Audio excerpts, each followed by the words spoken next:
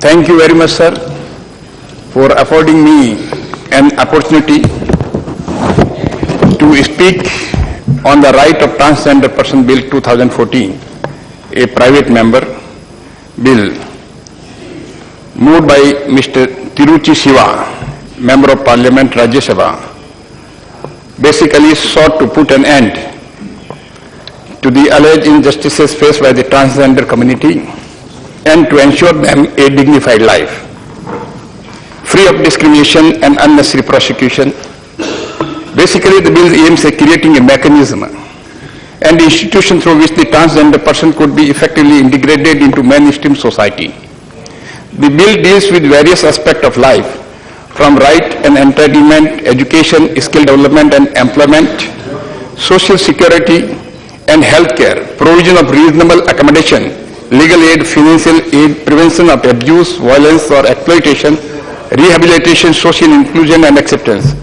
Under the bill, the National and State Transgender Welfare Commission could be set up as a statutory body to ensure the protection and promotion of these rights have also been envisaged.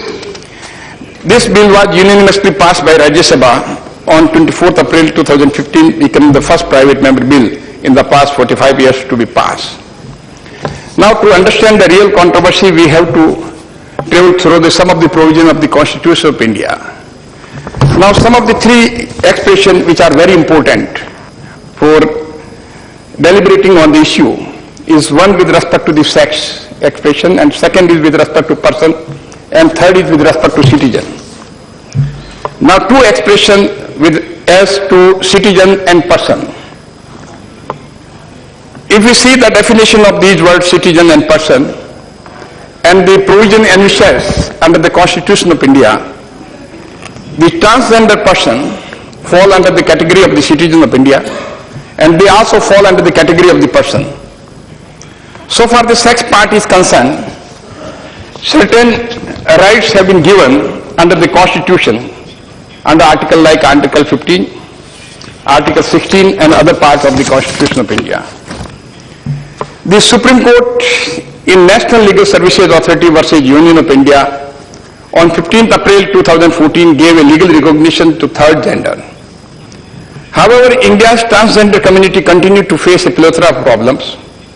In this progressive verdict, the Supreme Court held that, quote, discrimination on the basis of sexual orientation or gender identity include any discrimination, exclusion, restriction, preference which has the effect of nullifying or transposing equality by law or the equal protection of law guaranteed under our Constitution.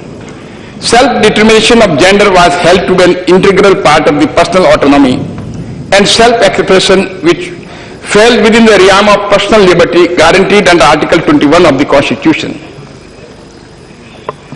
So, unquote.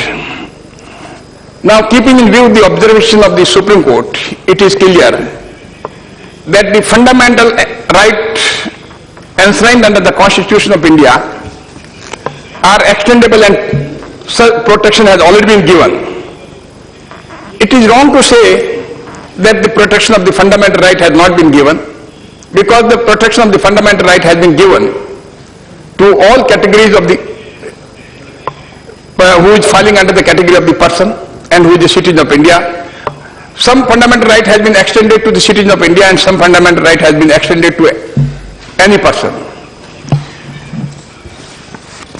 The Indian Constitution provides fundamental right to equality, tolerate no discrimination on the ground of sex, caste, creed or religion. In the light of the constitutional guarantees provided, there is no reason why the transgender community should be denied their basic rights. It has been stated that they are being denied their basic right of fundamental. It is not so. If we see the definition as provided in the bill, it defines the word transgender person as a person whose gender does not match with the gender assigned to that person at birth and include trans men and trans women, whether or not they have undergone sex assignment, surgery or hormone therapy or laser therapy, etc., gender queers, and a number of socio-cultural identities such as Skinners, Hijras, Aranavis, Jogtas, etc. The chapter 2 of the bill looks at the right and entitlement across the 8 clauses. Most deal with substantive rights such as the right to equality, life, free speech, community, integrity, family, and along with rights against torture and abuse. One clause specifically provides for the right and protection of transgender children. Now if we see the Article 14, which specifically provides, because the Act has been framed as if the fundamental rights are not extendable. But the Article 14 speaks of like this: the state shall not deny to any person equality before law and the equal protection of the laws within the territory of India. Here the word used is the person. So all the transgender persons fall under the category of the person.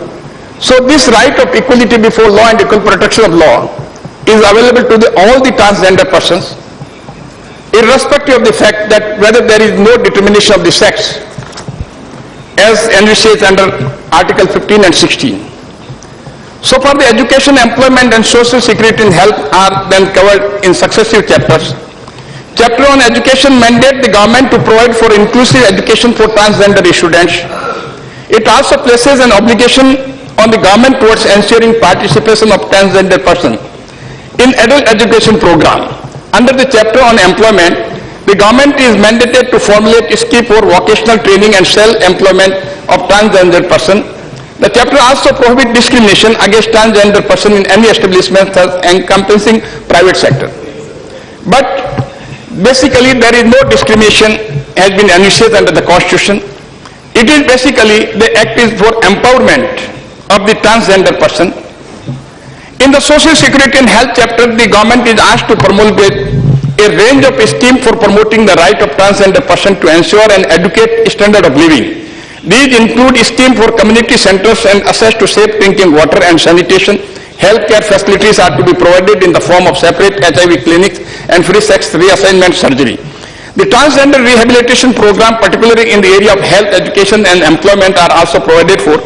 Measures to promote cultural life are also to be undertaken, which include sponsoring of transgender film, theatre and music and dance festivals. So all this bill, it is basically, it is not making a clear situation whether these fundamental rights are extendable to it or not. But basically this act was brought in two ways. One is extending the fundamental right, and at the same time it said that for empowerment of the transgender persons. But basically it can be treated as for empowerment of the transgender person.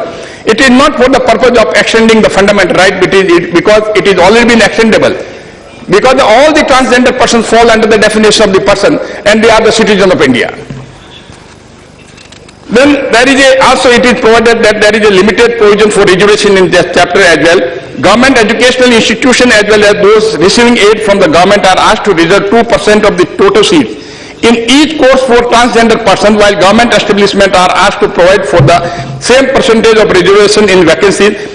As far as private sector is concerned, the bill asks for the government to provide incentive to employers to ensure that at least 2% of their workforce is comprised of transgender person with 5-year period from the commencement of the act.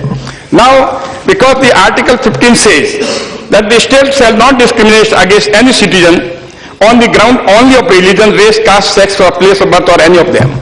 This article, because two expressions are very important, one is citizen, this article is only extendable to the citizen. To a transgender person who is citizen of India, this right is available to him. But at the same time, the state will not discriminate on the ground of sex. But here, no doubt, the sex has not been determined for the transgender person. So if the state wants, then discrimination can be made. But so far, there is no legislation either made by the parliament or any of the state legislature to my mind. So no discrimination has been made on this issue. So it can't be claimed that there is any discrimination as contemplated under Article 15 of the Constitution of India. Then again, Article 15(4) provides for